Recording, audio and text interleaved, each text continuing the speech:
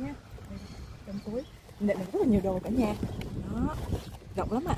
Đựng được mấy cái điện thoại rồi đồ trang điểm rồi tài liệu cá nhân của mình rất ok cả nhà.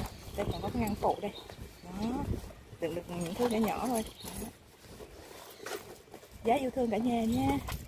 Đang điêu hờ giá tốt, giá yêu thương, xăng ngay kiểu hết cả nhà ơi. Đây, cả nhà xăng nha. Được rồi, xong rồi luôn.